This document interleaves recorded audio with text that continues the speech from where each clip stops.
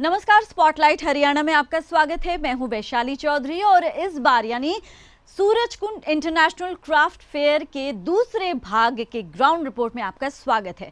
पिछले हफ्ते हमने आपको सूरजकुंड के ग्राउंड रिपोर्ट का पहला पार्ट दिखाया था और इसमें दिखाने की कोशिश की थी कि वहां पर किस तरह के इंतजामात आपके लिए किए गए हैं ताकि जो दर्शक वहां पर जा रहे हैं वहां पर उनको किसी भी तरह की दिक्कत ना हो। और इसके लिए हमने कैबिनेट मंत्री मूलचंद शर्मा से हमारी खास बातचीत भी आपको दिखाई थी। इस बार भी हम कुछ और स्टॉल्स पर गए और वहां पर भी हमने तैयारियों का, खरीदारी का, किस तरह से बिक्री हो रही है, इन तमाम बातों का जायजा लिया। तो सबसे पहले ये छोटी सी रिपोर्ट आप पहले देखिए कि वहां पर किस तरह के स्टॉल्स हैं और क्या कुछ बिक्री हो रही है और जो दुकानदार हैं वो क्या कह रहे हैं।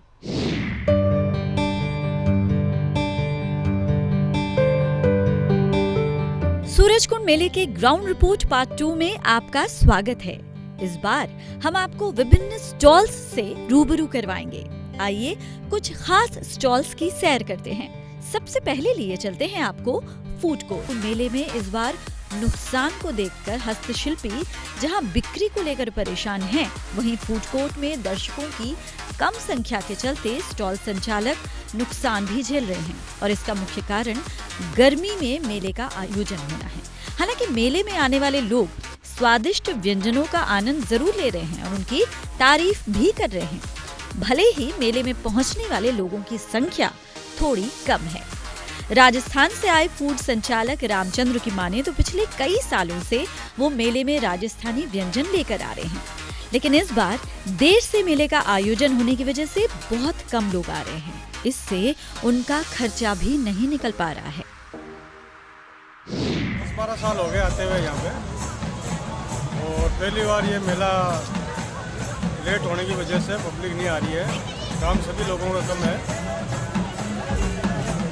और रिस्पॉन्स बहुत ही कम है, सभी लोगों को लॉस है। क्या मानते हैं जो है क्या नाम है, इस बार जो भीड़ ना होने के कारण दुकानदारों को नुकसान होगा? सर सभी को नुकसान होगा, सभी को नुकसान होगा। तो जिस तरह खाने वालों को तो सबसे ज़्यादा होगा कि माल बनाना फेंकना पड़ता है, इसी वजह से सारा काम। वहीं राजस्थानी फूड स्टॉल पर आई एक महिला की माने तो वो पिछले 5 साल से मेले में आ रही हैं। उन्होंने यहाँ राजस्थानी व्यंजन, दाल बाटी चूरमा और अन्य कई फूड का स्वाद चखा है, जो स्वाद में बेहद स्वादिष्ट और बेहतरीन है। 5-6 ईयर्स से लगातार आ रहा हूँ और मैं यहाँ मेला देखने आती हूँ, हमेशा हर अलग थीम देखती हूँ। जैसे जिस तरह से कोरोना काल खत्म हुआ है, सूरजकुंड में आए, कैसा लग रहा है? बहुत अच्छा, इतनी भीड़ बहुत दिनों बाद देखने को मिलती है तो बहुत अच्छा लग रहा है। सूरजकुंड मेले में जहां देश विदेश का क्राफ्ट देखने के लिए देसी और विदेशी पर्यटक पहुंचकर हस्तशिल्पियों द्वारा बनाए गए क्राफ्ट की प्रशंसा कर रहे हैं, वहीं उन्हें खरीदकर उनका हौसला भी बढ़ा रहे हैं। मेले में इस बार क्राफ्टमैन नेमचंद प्रजापति खालिस मिट्टी से निर्मित प्रोडक्ट्स लेकर आए हैं, जिनमें पानी की बोतल, दाल और बिरयानी हांडी, गमले, मिट्टी के खिलौने इत्यादि शामिल हैं, जिनकी कीमत यही कोई 10 रुपए से लेकर 500 रुपए तक है।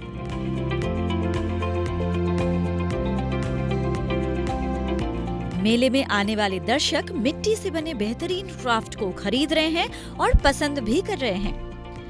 क्राफ्टमैन नेमचंद प्रजापति की माने तो उनके द्वारा मिट्टी से निर्मित पानी की बोतल में 1 घंटे में पानी ठंडा हो जाता है, जो सेहत के लिए काफी फायदेमंद है। इसके अलावा उनकी स्टॉल में दाल और बिरयानी हांडी, गमले, जग, मिट्टी के खिलौने वगैरह देखने को मिल जाएंगे।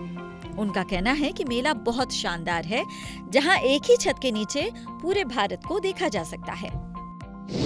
सर मिट्टी का सामान है और मिट्टी का सामान काफ़ी लोगों को पसंद आ रहा है, क्योंकि ये नेचुरली स्वास्थ्य के लिए बहुत लाभदायक होता है। अब जैसे कि हम ये पानी की बोतल लाए हैं, बहुत हमारी इस टाइम चल रही है, गर्मी का टाइम है, तो जैसे घूमते समय आपने इसको पानी से भर लिया और चलते चलते थोड़ी बहुत देर में, घंटे के अंदर पानी ठंडा हो जाएगा और फिर पीने का टेस्ट चेंज हो जाता है, तो लोगों को बहुत पसंद है। कहते हैं जो घड़े का पानी होता है एकदम कुदरती होता है, उसमें कोई ठंडा गर्म का फायदा सर नहीं पड़ता। वही चीज़ है, वही नेचुरली वही चीज़ है। नुकसान देता है। हाँ सर, वो तो देखो अपने अपने लोगों को पसंद है, लेकिन मिट्टी का तो पानी सबसे अच्छा होता है सर। हाँ, मिट्टी के बर्तन में आप खाना बनाओगे या कोई भी चाहे रोटी बनाओ आप मिट्टी के तवे पे, तो सब अलग ही है। आइटम्स की बात करें तो कम से कम कितने का है और महंगे से महंगा कितने का है? सर हमारे पास 50 रुपए से स्टार्ट है, अच्छा 10 रुपए का भी है एक्चुअली, और 500 रुपए लास्ट है बस। इसकी तारीफ बता रहे बहुत अच्छी होती है, अच्छा तो मैंने कोई बात नहीं ट्राई कर लेते हैं। अब ट्राई में इनके विश्वास के मुताबिक सक्सेस तो होना चाहिए। तो पहली बार आप यूज़ करेंगे? हाँ जी, पहली बार ले रहा हूँ। कैसा लगा इनका क्राफ्ट जो कई सामान ठीक है, वैरायटी ठीक है, अच्छी वैरायटी।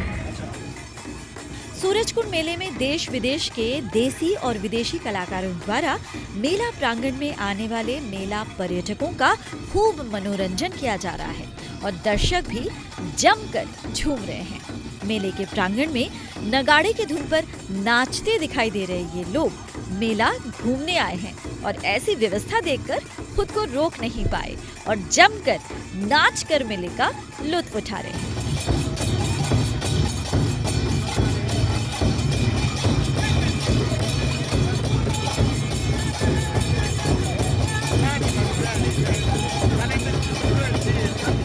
नगाड़ा पार्टी के कलाकारों की माने तो 1987 में जब पहली बार मेला शुरू हुआ था तो मेले की शुरुआत उनके नगाड़े से हुई थी।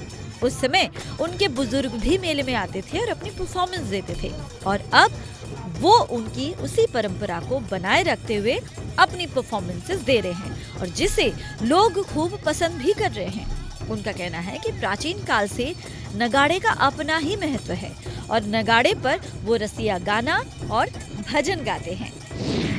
सर ये नगाड़ा यहाँ जब शुरू में सूरजकुंड का मेला शुरू हुआ था तब हमारे बुजुर्ग भी हमारे साथ थे और ये जब हमने यहाँ इसका उद्घाटन किया अपने नगाड़े से 87 में, उसके बाद हम यहाँ से जो है नहीं आ पाए और अब हम 4-5 साल से यहाँ रहे हैं। हमारे बाद में यहाँ पंचारी वाले आते रहे और हम अब यहाँ पूरी तैयारी करके यहाँ मेले में आते रहते हैं। हमें मेले वाले बुलाते रहते हैं और हमारी ये पुरानी संस्कृति है नगाड़ा। ये नगाड़ा जब भी बजता है ये एक मेल का प्रतीक दिखाता है। 10-20 आदमी इकट्ठे होकर इस पर अपना प्रोग्राम करते हैं। जहां एक तरफ नगाड़े की धुन मेले को चार चांद लगा रही है, वहीं मेला प्रांगण में विदेशी कलाकारों की परफॉर्मेंस भी दर्शक खूब पसंद कर रहे हैं। तस्वीरों में आप देख सकते हैं कि किस तरह विदेशी कलाकार अपनी कला का प्रदर्शन करते हुए दर्शकों का मनोरंजन कर रहे हैं। जाहिर सी बात है, संगीत की कोई भाषा नहीं होती, लेकिन संगीत की धुन और कलाकारों के हाव भाव अपने आप ही दर्शकों के दिल में उतर जाता है।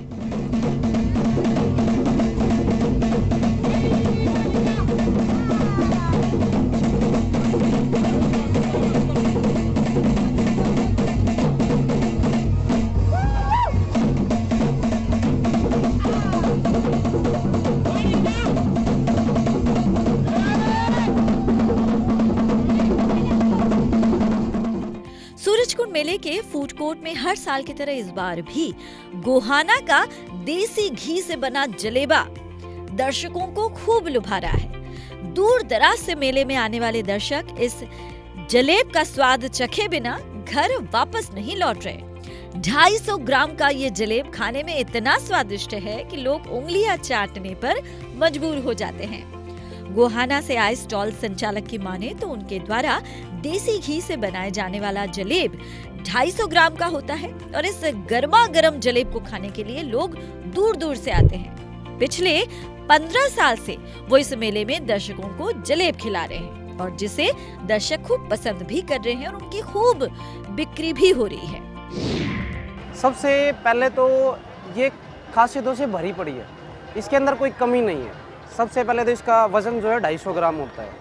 दूसरा, ये देसी घी में बनाए जाते हैं। तीसरा, ये बहुत क्रिस्पी होती है और हम यहाँ पर कम से कम 12-13 साल से तो हम आ रहे हैं और अलग पहले भी रही है, तो बहुत मशहूर है। और यहाँ पर जो कस्टमर हैं, बहुत सारे कस्टमर हैं, सिर्फ जलेबा खाने के लिए ही आते हैं कि हमको गर्मा गर्म जलेबा खाना है।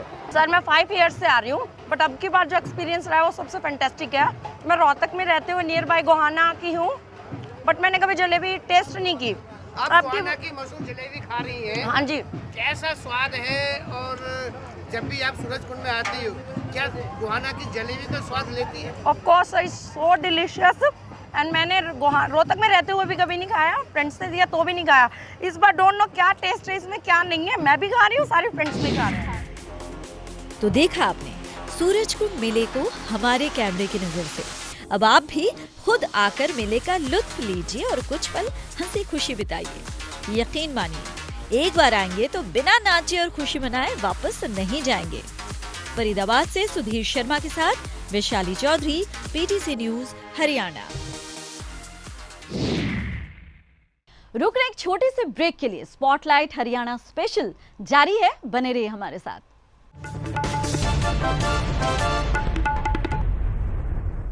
हम जब इंतजामों की बात करते हैं तो सुरक्षा एक बहुत बड़ा मुद्दा हमारे सामने आता है, लेकिन आपको कहीं भी चिंता करने की जरूरत नहीं है, क्योंकि मेले में एक ताऊ जी घूम रहे हैं। हमने उन ताऊ जी से बात की और जानने की कोशिश की कि आखिर वो वहां पर क्यों हैं।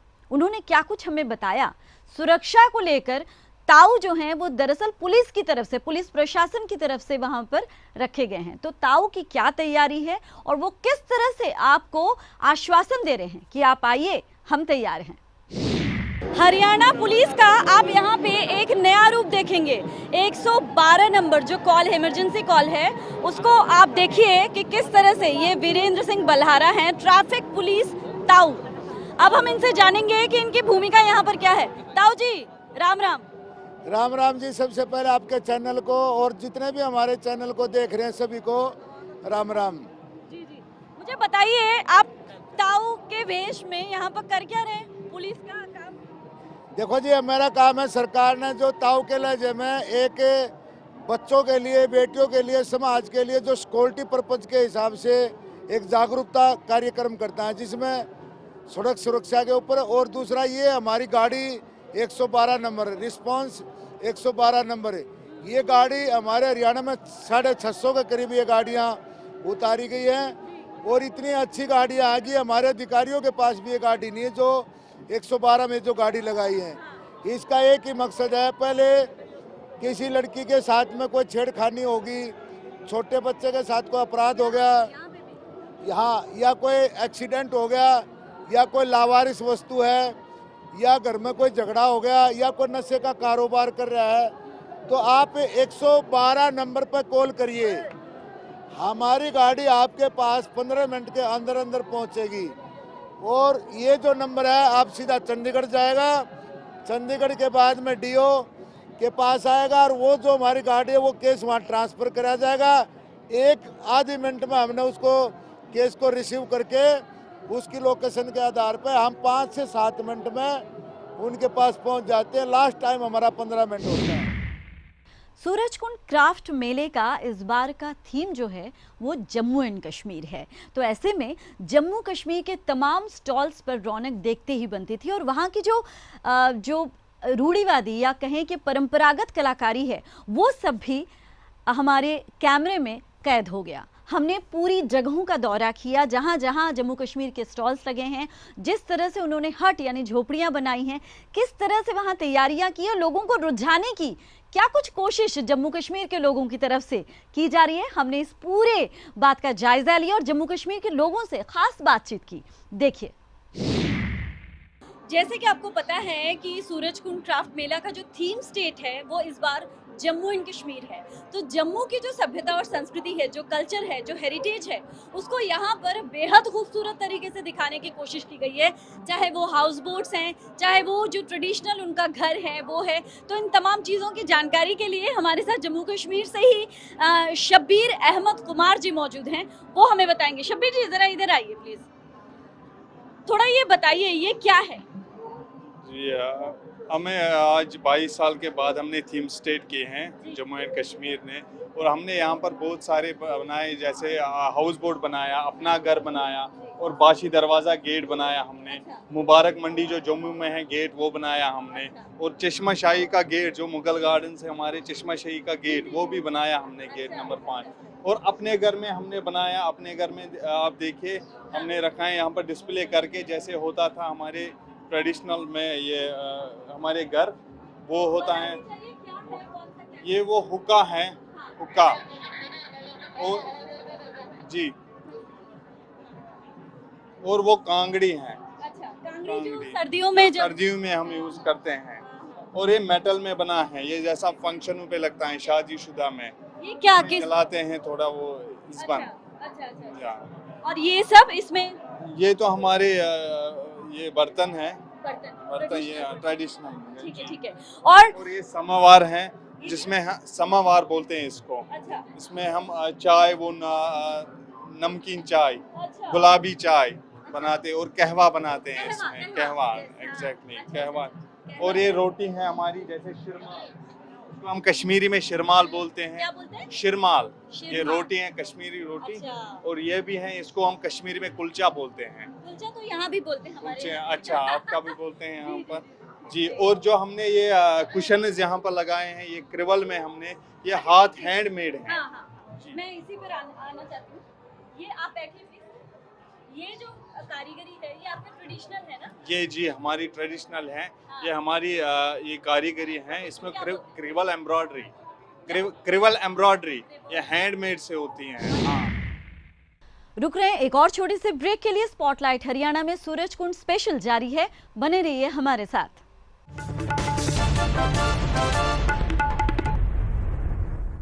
हम सीधे जा पहुंचे अपना घर। जी हाँ, वो अपना घर जो हरियाणा में हर कोई जानता है। हरियाणवी कला और संस्कृति, सभ्यता और संस्कृति का प्रतीक है अपना घर। उसके जो संस्थापक हैं डॉक्टर महासिंह पुनिया, उन्होंने हमको अपना घर के स्टॉल पे पूरा घुमा कर दिखाया और बताने की कोशिश की कि क्यों वो इतना समृद्ध है और क्यों हमें अपना घर पर के स्टॉल पर जाकर देखना चाहिए, समझना चाहिए कि आखिर हमारी हरियाणवी संस्कृति कितनी सभ्य है, कितनी रिच है, कितनी भव्य है। देखिए, ये अपना घर है और इसमें तमाम चीजें हरियाणवी सभ्यता और संस्कृति से जुड़ी यहाँ पे आपको दिखाई देंगी। देखिए, हमारे पास ये जो मुगल काल से लेकर के अब तक के 500 साल का बाटों का इतिहास है। अच्छा। और इसमें आप देख सकते हैं बहुत रेयर 1911 का बाट है। और इसी तरीके से आप देख सकते हैं ये पुराने बाट की जो परंपरा है, जो अंग्रेजों के आने से पहले जो अपनी तोल की परंपरा थी, चाहे मण था, चाहे धड़ी था, चाहे शेर था, अधशेर था, पाव था, छटाक था, वो सारी परंपरा हमने यहाँ पर दिखाई है। ब्रिटिशर जाए तो वो अपने किलो लेकर के आए, लेकिन उससे पहले हमारे पास देसी जो हिसाब था वो देखने को मिलता है। और आपने ये बाट कभी नहीं देखे होंगे। ये जो बाट है, ये जो भारत के कोस्टल एरिया में जो लोग फिशिंग करते हैं, मछली तोलने के लिए ये बाट काम आते हैं। मछलियाँ तोलने के लिए एक मछली के लिए एक बाट का प्रयोग होता है, सिंगल डंडी का प्रयोग होता है। ये सिंगल डंडी की ताखड़ी होती है, उसके साथ ये तोली जाती है। जैसे ही आरबीआई की शुरुआत हुई 1935 में, इन बाटों की भी शुरुआत हुई। ये पीतल के बाट उसी समय के बाट आप देख सकते हैं। और आप ये भी देख सकते हैं, बिल्कुल आप इसमें जो पकड़ सकते हैं, हाँ, उसी तरीके से। और इसके साथ ही आप ये भी देख सकते हैं 2 शेर का बाट है, ये भी 2 शेर का बाट है। और हाँ, और ये देखिए मुगल काल का, उर्दू में लिखा हुआ मुगल काल का बाट है। आप ये भी देख सकते हैं 1886 का बाट आप देख सकते हैं। और ये पूरा मेरा कलेक्शन है। एक्चुअली भारत में जो रजवाड़ा परंपरा थी, हर एक राजा के, हर एक विरासत के, हर एक रियासत के अपने बाट थे। तो इसलिए हमारे पास आप देख सकते हैं जो ग्वालियर रियासत है वो भी है, आप ये देख सकते हैं फगवाड़ा रियासत के हैं, इसी तरह से जैसलमेर के हैं, ग्वालियर के हैं, कैथल के हैं, जींद के हैं। पूरे भारत की जो जितनी रियासत है उन रियासतों के बाटों की कलेक्शन हमने की है। और हमारे पास 1000 से ज़्यादा बाटों की कलेक्शन है। हम सीधे दक्षिण भारत के एक स्टॉल में गए। ये कर्नाटक का स्टॉल था जहां पर मूर्तियों की जो कलाकृति थी वो हमें देखने को मिली और अद्भुत कलाकृतियां उन कलाकारों ने बनाई हुई थी। हमने उन कलाकारों से बात की और किस तरह से वो बना रहे हैं, इन तमाम बातों का हमने जायजा लिया। यकीन मानिए, आप जब देखेंगे तो हैरान रह जाएंगे उन जो मूर्ति बना रहे हैं, उन मूर्तिकारों की कलाकृति को, उनके कला को देखेंगे तो आप कहे बिना नहीं रह पाएंगे कि वाकई गजब है। हम आ पहुंचे हैं एक कर्नाटक के स्टॉल में। स्टॉल कहें या उन्होंने एक जगह ली हुई है बड़ी सी, जहां पे ये मूर्तियां बना रहे हैं। और क्या कशीदाकारी है, क्या मूर्तियों की कला है, आप जब खुद आकर देखेंगे तब आपको पता चलेगा। देखिए, कुछ एक मूर्तियों, ये लकड़ियों से बनी मूर्तियां हैं और देवी देवताओं की मूर्तियां आप यहाँ पे देख रहे हैं।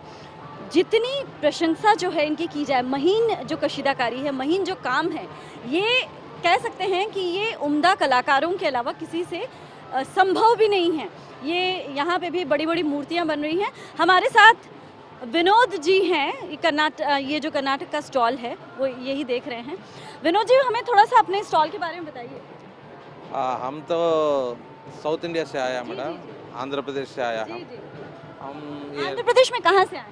पुत्तूर से आए। चित्तूर डिस्ट्रिक्ट, पुत्तूर मंडल, तोरूर विलेज। ये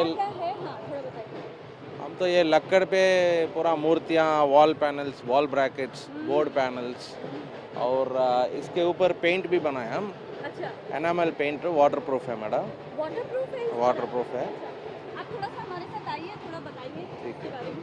जैसे ये है, इसके बारे में थोड़ा सा हमें बताइए। ये है राधा कृष्णा मूर्ति है। अच्छा। ये 6 फीट है मैडम हाइट, और उसका चौड़ाई है 3.5 फीट है। अच्छा। और थिकनेस होगा 10 इंच के ऊपर। अच्छा, थिकनेस 10 इंच के। ये करने में हमारे को कम से कम 2 महीना पड़ेगा मैडम। अच्छा। ये लकड़ हाथ से हैंड वर्क है। ये लकड़ है, वाघा लकड़ यूज करेगा हम। अच्छा। वाघा लकड़ धूप में, बारिश में नहीं, और नुकसान कीड़ा भी नहीं पकड़ेगा। क्या इसके प्राइस क्या होगी? ये 1,25,000 होगा।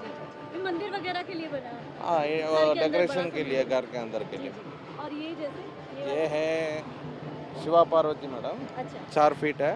इसमें पॉलिश होनी है? हाँ, होनी है। अभी रॉ फिनिश है, इसके ऊपर पॉलिश भी हो जाएगा। लकड़ी कौन सी यूज की गई है? इसके ऊपर लकड़ है, वाघा लकड़ है मैडम। वाघा लकड़। यस। ठीक है, अब उसको आप पॉलिश करिए। कितने फीट की है ये 4 फीट है। 4 फीट की है। और इसका प्राइस क्या होगा? इसका प्राइस होगा 60। तो बेसिकली जो यहाँ पे मेन चीज़ हम देख रहे हैं, हाथ से बनी हुई चीज़ें हैं। मतलब पूरी कारीगरी जो है वो हाथ से। जी जी। कितने आपके यहाँ पे कारीगर हैं? यहाँ तो 6 आदमी हैं। अच्छा। 2 पेंटर और 2 क्राफ्टमैन है, और एक मैं सेल्स करेगा, मेरा असिस्टेंट एक है। जी जी। मतलब कुल 6 लोग। 6 लोग। तो आप क्या हर बार आते रहे या पहली बार आए? ये 17 साल हो गया मैडम, एवरी ईयर आएगा। तो इसी के साथ स्पॉटलाइट हरियाणा का सूरजकुंड इंटरनेशनल क्राफ्ट फेयर का ये ग्राउंड सीरीज यहीं खत्म होता है। अगले हफ्ते एक और मुद्दे के साथ आपके सामने हाजिर होंगे। इजाजत दीजिए, नमस्कार।